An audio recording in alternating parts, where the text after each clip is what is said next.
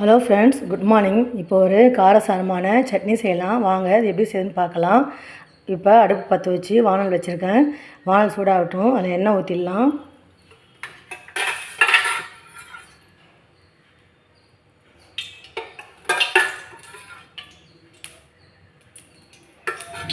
இதை கொஞ்சம் கூட தண்ணியே சேர்க்காமல் எண்ணெயிலே வதக்கி செஞ்சிங்கன்னா நல்லாயிருக்கும். இப்போ வானலில் எண்ணெய் சூடாகிட்டுருக்கு. இப்போ இந்த சட்னிக்கு தேவையான பொருள் என்னென்னு பார்த்துக்கலாம். ஒரு 200 கிராம் சின்ன வெங்காயம் தான் இதுக்கு ரொம்ப நல்லாயிருக்கும். சின்ன வெங்காயம் உரித்து அலசி வச்சுருக்கேன்.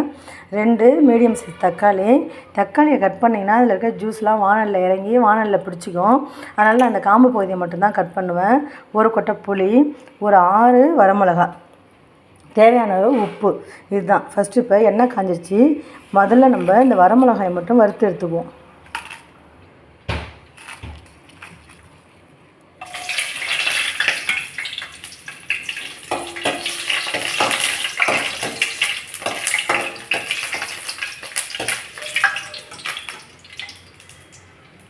இப்போ வரமிளகாய் வறுத்து நம்ம மிக்ஸி ஜாரில் எடுத்துக்குவோம்.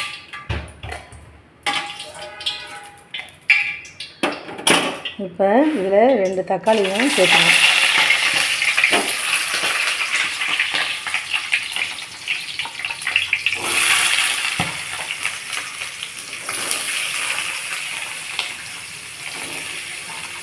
அப்புறம் நம்ம உரித்து வச்சுருக்கிற சின்ன வெங்காயத்தை சேர்த்துருவோம்.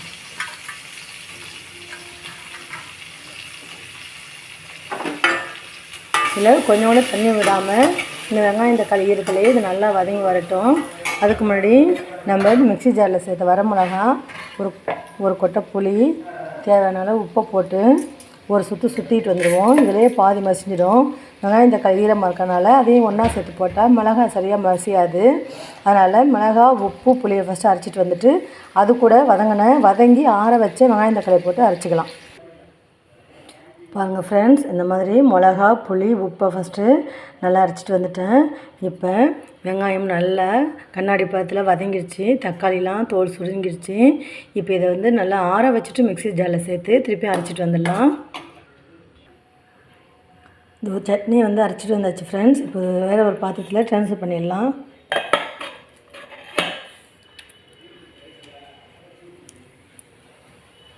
இங்கே பாருங்கள் ஃப்ரெண்ட்ஸ், இப்போ இந்த சட்னியை நம்ம தாளிச்சிடலாம். வானலில் அடுப்பில் வச்சு பற்ற வச்சுருக்கேன்.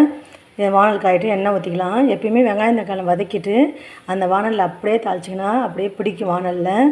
அதை நம்ம கழுவிட்டு தாளித்தோம்னா வானல் நல்லாயிருக்கும். இந்த சட்னி எல்லாருக்குமே தெரிஞ்சிருக்கும். இது இன்னும் சாதாரணம், இது என்னன்னு நினைக்காதீங்க. என் குட்டீஸ் 2 பேரும் எல்லா பசங்களும் சப்பாத்தினா குருமா தான் கேட்பாங்க. ஆனால் என் குட்டீஸ் 2 பேருமே சப்பாத்திக்கு இந்த சட்னியை ரொம்ப விரும்பி சாப்பிடுவாங்க. சப்பாத்தியை போட்டு ஜாம் தடவுற மாதிரி நடுவில் இந்த சட்னியை தடவி சுருள் பண்ணி கொடுத்துட்டோம்னா அவங்க சத்தம் இல்லாமல் சாப்பிடுவாங்க. நீங்களும் அந்த மாதிரி ஒரு தடவை ட்ரை பண்ணி பாருங்கள். இது வரைக்கும் நீங்கள் சப்பாத்திக்கு சட்னி தொட்டு சாப்பிட்ருக்க மாட்டீங்க.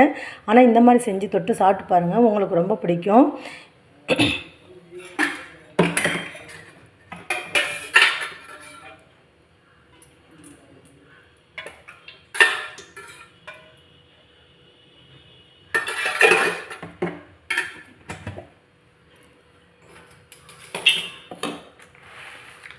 எண்ணெய் காஞ்சிட்ருக்கு. இப்போ நம்ம சட்னியை தாளிச்சிடலாம். கடுகு போட்டுக்கோங்க.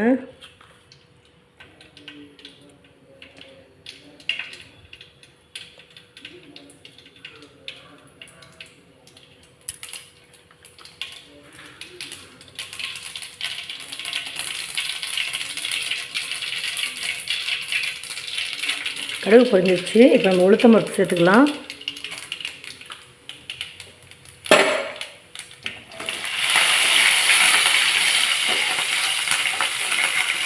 உளுத்தம் பருப்பு பொன்னிறம் ஆயிடுச்சு. இப்போ நம்ம கருவேப்பிலை சேர்த்துக்கலாம்.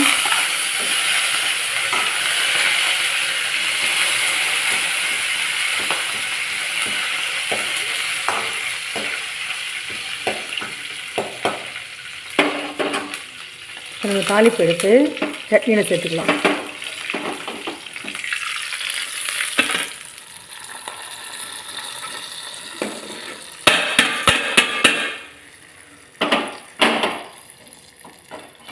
அவ்வளோதான் ஃப்ரெண்ட்ஸ், காரசாரமான வெங்காயம் தக்காளி வதக்கின சட்னி ரெடி.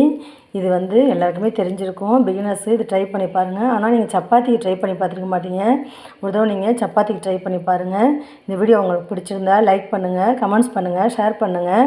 ப்ளீஸ் என் சேனலை சப்ஸ்கிரைப் பண்ணுங்கள், பெல் பட்டனை ப்ரெஸ் பண்ணுங்கள். அப்போ தான் நான் போடுற வீடியோ உடனுக்குடன் உங்களுக்கு நோட்டிஃபிகேஷன் வரும். Thank you friends.